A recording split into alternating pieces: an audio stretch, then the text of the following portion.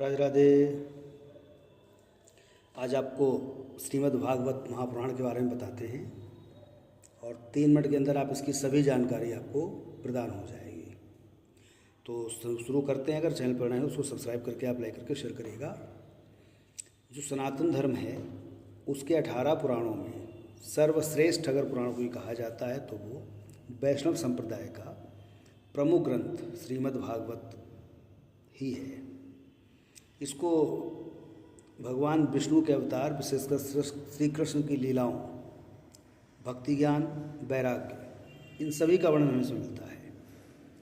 इसको अगर संक्षिप्त रूप से समझना हो तो समझिए आप, राजा परीक्षित को महर्षि सुखदेव ने 7 दिनों तक ये कथा सुनाई थी। नारद जी को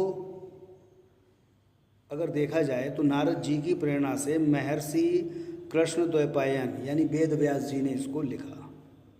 इसका मुख्य विषय भगवान कृष्ण की दिव्य लीलाएं हैं और भगवान विष्णु के 24 अवतार। इसमें 12 स्कंद हैं, 335 अध्याय हैं और लगभग 18,000 श्लोक हैं। इसका उद्देश्य ज्ञान और कर्म से ऊपर उठकर प्रेममयी भक्ति के द्वारा भगवान की प्राप्ति और मोक्ष की प्राप्ति है। इसे वेदों और उपनिषदों का निचोड़ कहते हैं, सार कहते हैं। तो जानते हैं इसके बारे में कि किस स्कंद में कौन सी कथा है।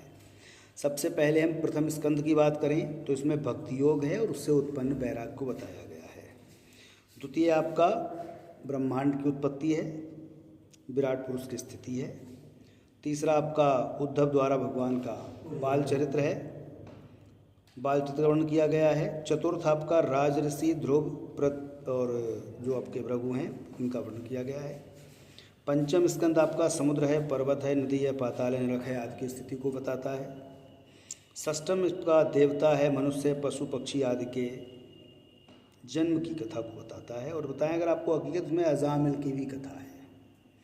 सप्तम अगर आपका देखें तो हिरण्यकश्यप है, हिरणाक्ष है, इनके साथ साथ प्रहलाद के चरित्र का वर्णन किया गया है। अष्टम में गजेंद्र मोक्ष है, मनवंतर कथा है, वामन अवतार है। नवम स्कंद में देखें तो राजवंशों का वर्णन है, भगवान श्री राम की कथा है इसमें। दशम स्कंद में भगवान श्री कृष्ण की अनंत लीलाओं का वर्णन किया गया है। एकादश स्तंभ में यदुवंश के संहार की कथा है और द्वादश में विभिन्न युगों तथा प्रलयों का और भगवान के उपांगों आदि के स्वरूप का वर्णन है तथा कलयुग का बहुत विस्तार से वर्णन किया गया है। तो ये 12 स्कंद हैं जो भागवत में हमको मिलते हैं।